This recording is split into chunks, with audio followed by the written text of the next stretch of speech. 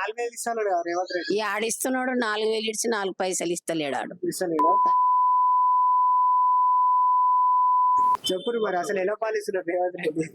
ఏం పాలిస్తుండు బిడ్డ, వచ్చి నుంచి ఏం బాగుపడుతున్నారు. బంగారం అన్నాడు, తులం బంగారము అన్నాడు. ఏం చేస్తున్నాడు? ఏమన్నా చేస్తుండా? మహిళలకి ఏం చేస్తలేడు. దసరా సీరియల్ ఇచ్చేది ఫ్రీ బస్ ఇచ్చిండు కదా మహిళలకు. ఏం చేయనికే బిడ్డ, మేమైతే ఇప్పటిదాకా ఎక్కలే ఆ బస్సు.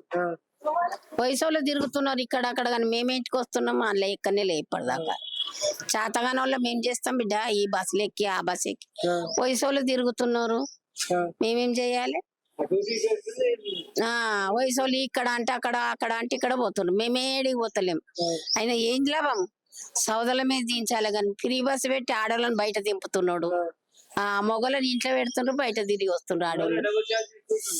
మొగోళ్ళకేమో డబల్ చార్జ్ తీసుకుంటుండ్రు. ఏం లాభం? కేసీఆర్ ఉన్నప్పుడు ఆడు మంచిగానే ఉండే, మంచిగానే ఉండే. ఆడు చేసిన టైం మీద వేసిండు. 28 తారీఖు 27 తారీఖే వేసిండు పింఛన్లు. ఇంకా ఈయన ఇష్టం వచ్చినప్పుడు వేస్తున్నాడు.